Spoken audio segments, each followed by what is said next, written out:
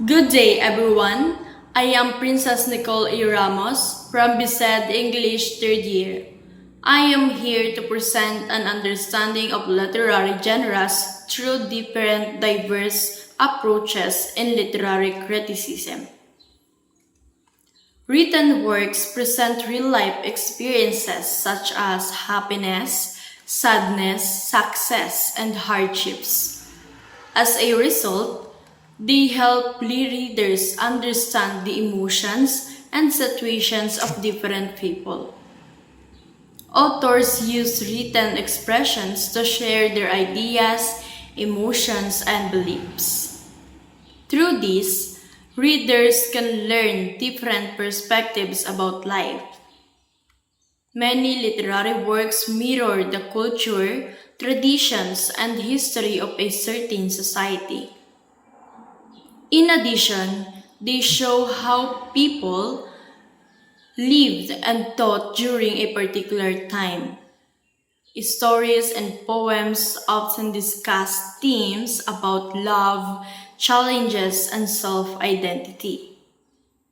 Because of this, readers can relate literary works to real-life experiences. Creative works can be presented through poems, essays, books, and movies. Moreover, these forms allow people to share stories, emotions, and lessons with others. Readers study literary works using different approaches to understand their meaning, message, and purpose more deeply.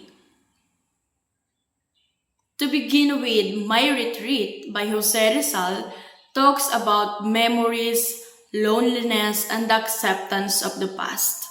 In the poem, the speaker remembers the people he once loved. Some of them have already died, while others have left him behind. Even though they are no longer with him, their memories still remain in his heart and mind.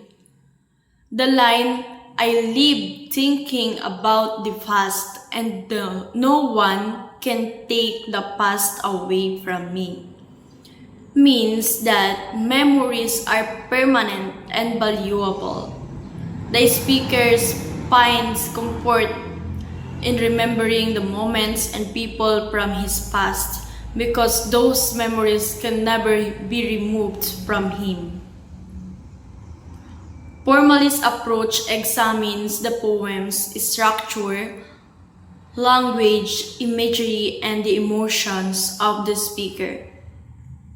In My Retreat, the poem highlights feelings of loneliness, remembrance, and emotional struggle. It shows how the speaker deals with memories of people who are gone or have left. This approach is useful because it helps readers closely analyze how the poem is written and how its words create emotion.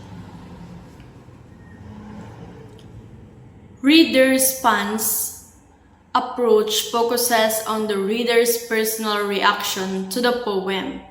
In My Retreat, readers may feel sadness, peace, or reflection depending on their own experiences with loss and memories. This approach is important because the meaning of the poem may differ from one reader to another based on personal feelings and life experiences. Furthermore, Still I Rise by Maya Angelou is about having strength and courage even when facing cruelty and unfair treatment. The poem shows that other people may try to hurt her through painful words and negative judgment. This can affect a person emotionally and make life difficult. Still, the speaker refuses to be defeated. The line, "But still, like air, I'll rise," means that no matter how many times she is brought down, she will always get back up. Like air that naturally rises, she will continue to overcome challenges. Formali's approach is chosen since the poem's language, repeated phrases, and imagery help emphasize resilience and confidence. Historical and social approach is chosen because the poem presents issues related to slavery, discrimination, and social injustice in history. In addition, line from Death Stars by Paz Marquez Benitez shows that Alfredo suddenly feels strong emotion because of the woman he loves. The phrase "slow blood began to beat violently" means his heart started beating fast because of excitement and strong attraction. Psychological approach is used because it explains Alfredo's thoughts, emotions, and inner conflict. In Dead Stars, he feels confused about his love for Julia, showing how his feelings and decisions are affected by his mind and emotions. Sociological approach is used because it shows how Alfredo's choices are influenced by society, family, and marriage expectations.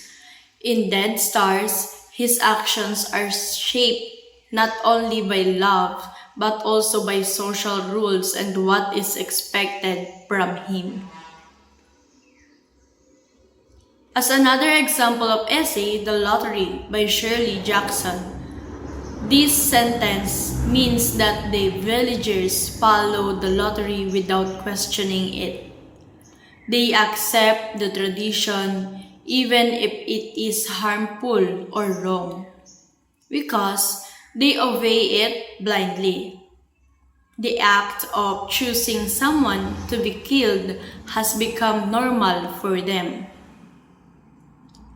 It shows that when people do not question tradition, even something violent can start to feel acceptable in a community. Formali's approach, it focuses on how the story is built through structure, contrast, and symbol like the black box and stones, which reveal hidden violence and create a shocking ending in the lottery.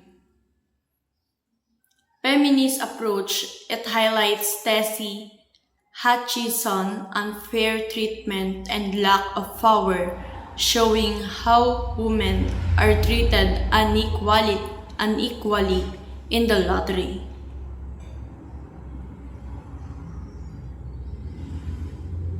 Then The Old Man and the Sea by Ernest Hemingway.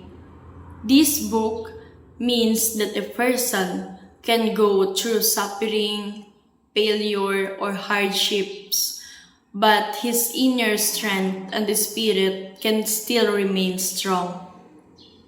The idea a man can be destroyed but not defeated shows that even if Santiago experiences exhaustion and loss, he does not lose his courage or dignity.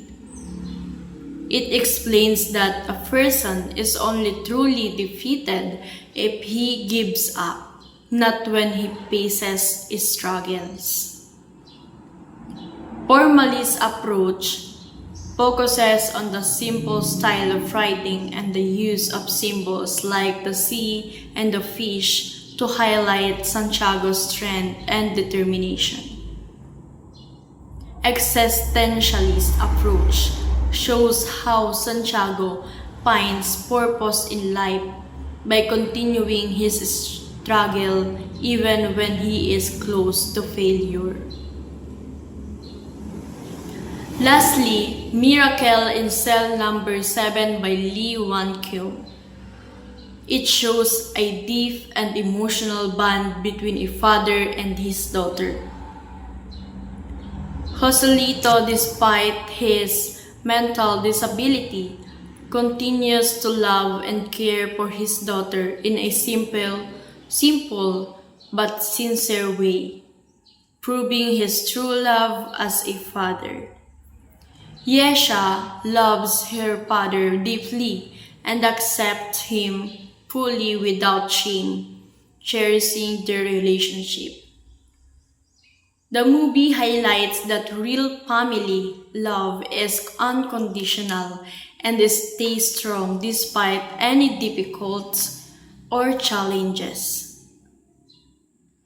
Formali's approach is focuses on how Miracle in Cell Number 7 uses its prison setting, symbol, and the emotional bond between father and daughter to create a touching story about love and sacrifice.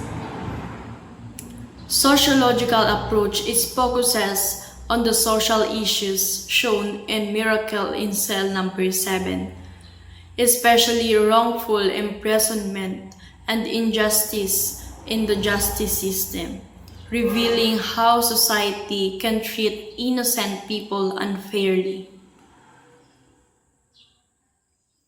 In conclusion, the different literary approaches help me understand literary works in a more meaningful and expanded understanding.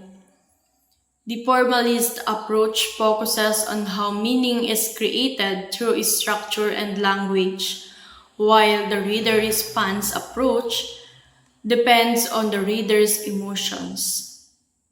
The historical, social, psychological, and sociological approaches connect literature to real-life issues found in Still I Rise, Death Stars, The Old Man and the Sea, The Lottery, and The Miracle in Cell Number 7. The feminist and existentialist approaches highlight inequality, struggle, and the search for meaning in life as seen in these works. Overall, literature has many layers of meaning that can be better understood through different perspectives.